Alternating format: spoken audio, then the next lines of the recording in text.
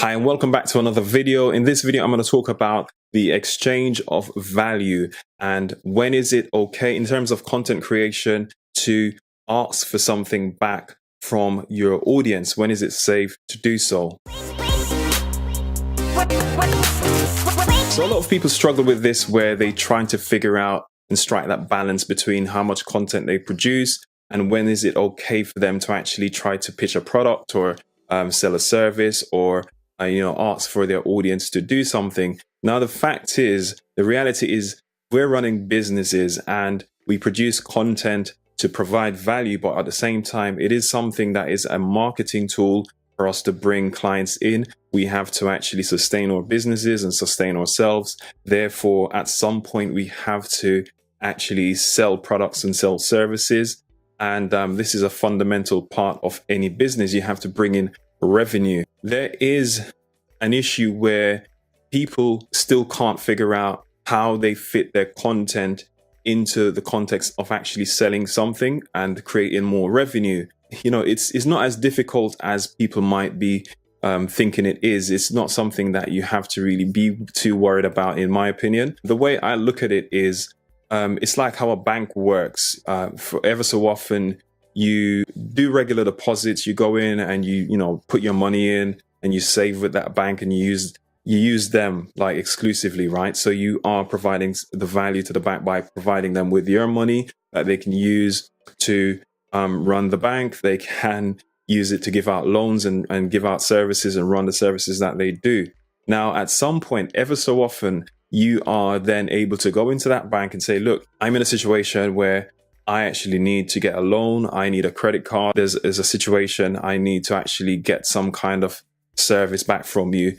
In a way, you've actually put in enough money for them to look at your credit history and to look at whether or not you are a good customer. And this is part of their decision-making process when they decide as to whether or not to lend you money or to provide you with credit. In a way, it is kind of similar to how the value proposition works and how the exchange of value works with the content creator versus the audience. A lot of people follow a rule called the 70-30 rule, where you 70% of the time provide upfront value, and you do that with no strings attached. You do that in a way to actually make people's lives better, to help people to solve a problem, to help them to overcome a challenge, or to actually save money or save time.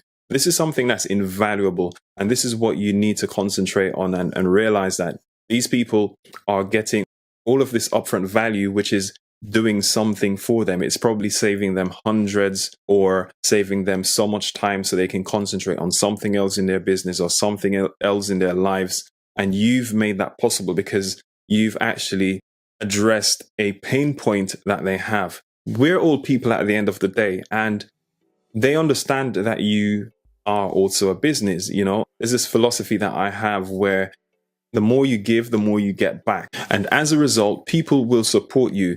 There are certain things that has to be in place to begin with without you even having to ask. If you've got certain things in place, it makes it very natural for you to convert your existing audience into actual revenue streams.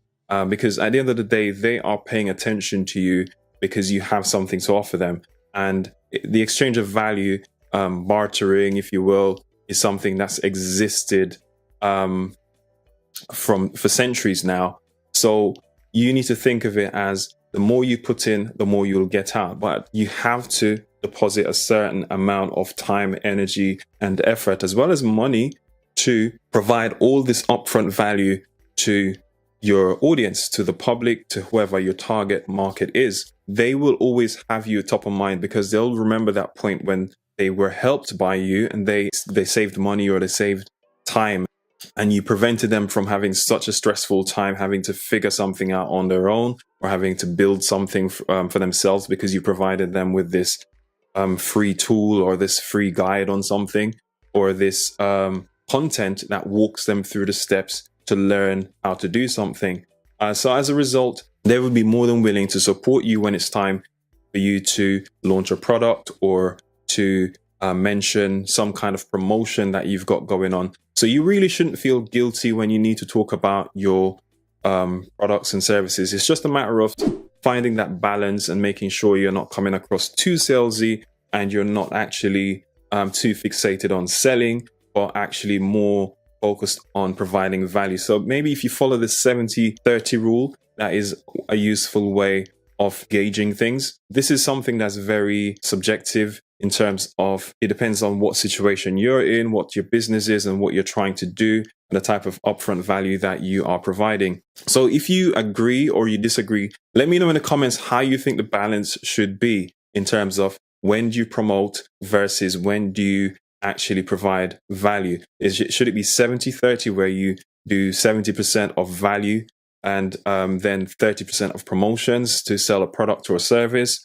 Or should it be 50-50 or otherwise? Let me know in the comments. I hope this video has given you some insights into how I think about it and give you something to think about going forward when it comes onto your promotions and how you provide value in terms of your content creation. Hopefully this video has been helpful. Thanks for watching. Subscribe for more videos like this. Hit the like button and I'll catch you in the next one. Take care.